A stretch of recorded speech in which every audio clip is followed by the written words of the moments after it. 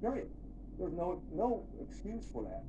But again, I wasn't there, but I'm just telling you, from what we know, we believe there should have been an entry at that as soon as you can. Hey, when there's an active shooter, the rules change. It's no longer, Wow. okay? It's no That's longer a barricaded information. section. You don't have time. You don't worry about outer perimeters. And by the way, Texas embraces active shooter training, active shooter certification, and that doctrine requires officers. We don't care what agency you're from. You don't have to have a leader on the scene. Every officer lines up, stacks up, goes and finds where those rounds are being fired at, and keeps shooting until the subject is dead. Period.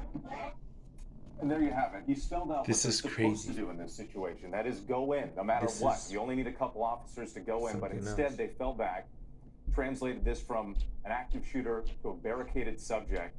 Again, admitting there that it was not the right decision, it was the wrong decision, and there's no excuse for that. Let's go to our chief national correspondent, Matt Gutman. Matt, you were there during this presser. We saw you asking questions, but really questions just leading to more questions and not enough answers.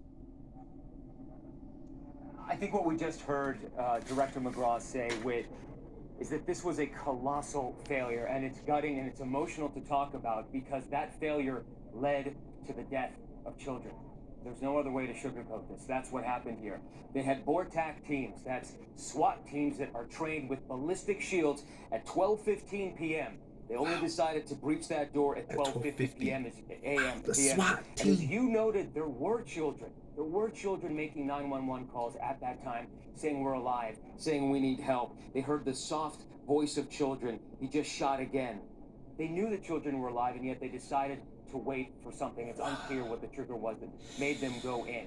But that waiting period, no doubt, cost the lives of children, and they're going to have to answer for this. The local police chief, who apparently was in charge of that decision, is going to have to answer for this for a very long time. There's also some question about now the FBI, this becoming a federal investigation with the oversight. It is just gutting to know the number of failures. So they arrived and they were here. Officers were on site at 11:33. Or very shortly thereafter. They had plenty of time to gather and do something about this. Remember, the suspect was only neutralized at 12:50. 80 minutes later. 80 minutes he was inside that school grounds. So there was plenty of time to do something. 911 dispatchers told officers, or should have told officers on the scene, that there were children alive, but that wasn't done with. So many unanswered questions, and there can be very many angry parents in this community after they hear this. And we know that there were children in there alive who survived, who were with him that entire time, and Wow. the horror played out. I want to bring in our Chief Justice correspondent, Pierre Thomas. And Pierre, I just want to note in the timeline here, because this is really important. Again, they got these calls from inside at 12:03. Somebody called saying that they were in room 112, and they were saying room 112 and 111 were adjoined rooms, so the suspect was able to go back and forth. And at that time, again, this was 30 minutes after he walked in the building, dispatchers were advised multiple people dead. They called back saying that 8 to 9 students were still alive in there, and yet, Pierre, that information didn't get to the commander on the ground. This is perhaps the most devastating press conference that we've seen maybe ever. Law enforcement officials acknowledging that children were in the room at risk, some of them perhaps suffering, and 19 UVALDE police men, officers official in the hallway. men, what's up? 19. They broke the protocols, as the commander talked about, of engaging. You engage the suspect until he's neutralized. Period. Full stop. Did not happen. And this notion that the information from the dispatchers who were talking to children not being relayed to the commander on scene, this is again, the most colossal, devastating failure in real time that we've seen perhaps ever. And Pierre, and you've pointed this out before, two things can be true at the same time here. You can have brave officers who went in. We know that a couple of officers were shot. No wonder I feel this quietness or something. But it was stopped. Jacob Alvarado, awesome shotgun Alvarado, but now official.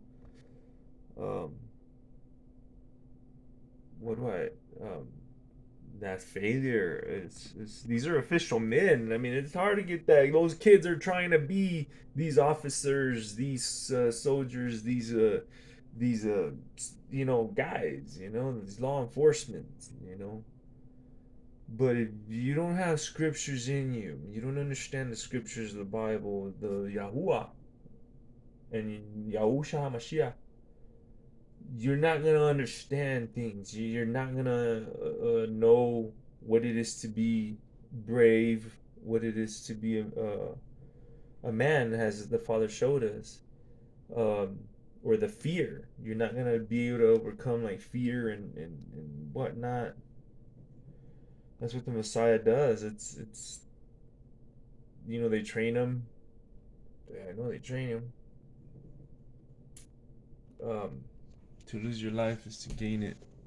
To give your life over to a friend is paradise, Best thing anyone can do.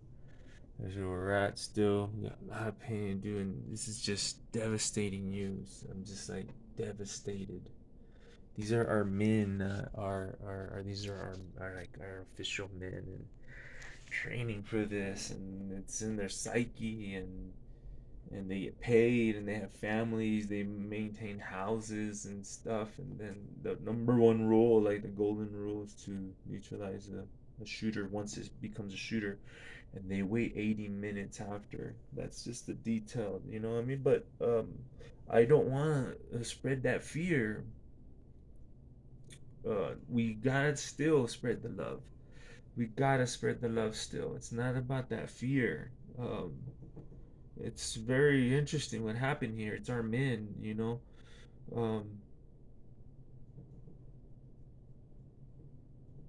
something the Father of the Scriptures teaches how to be men, brave men, fearless, fear Him, Yahuwah, fear nothing.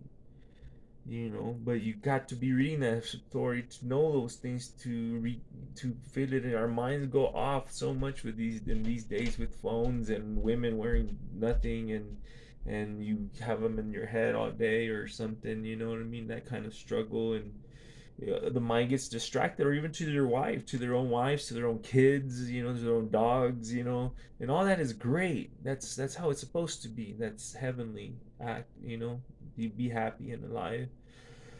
But we need the scriptures teach us what that is, teach us how to be like this. And something happened there with a lot of something happened there. If it was little kids, man, I'll go in, man, for little kids, man. Dude, the little kids are scared, man, like hardcore. Everybody's scared. Guns are real, man. I'm not even playing. I mean, they freaking crazy, and men are all hype about it. I mean, it's huge, and the NRA about to have a meeting in Houston. I don't know. It's strange. It's like a message. Don't get mad, people. The supernatural response is love. Just, hey, man, I'm gonna do better, and we're gonna be ready, and just be careful. Just be with the scriptures, and it's too big for me. It's too big for me already. The scriptures, just to read them and pray that He has mercy and He guides us. That's the only thing. He says there's the broad to destruction is wide, and many are on it, and the road to righteousness is few, very few find it. He says extreme things, the Messiah does. Well, let's hear some more. But you can also have mistakes and a failed response. And of course, there's still a lot of information that we still need to get here, but certainly your law enforcement sources have been telling you that it was looking like this, and now today we have that admission. All week, sources had been suggesting that we were not getting the full story, that there was too much confusion. We were getting halting information that proved not to be true. But the bottom line all week has been there was a significant period of time, an hour, in which those children were in a building when a suspect who had engaged police had been shooting at people, shot hundreds of rounds, and the police did not try to take him out. There's just no way to get around that fact, and today we got what we all suspected was devastating mistakes made, cascading mistakes that led to those deaths. And we saw the parents on the scene pleading for the officers to go in as well. Pierre Thomas, Forrest, and the entire team, we thank you. Of course, our coverage continues on ABC News Live and abcnews.com. We'll be right back here with the entire team at World News Tonight for a full wrap-up of what happened today. For now, I'm Wade Johnson in New York. Have a good day. This has been a special report from ABC.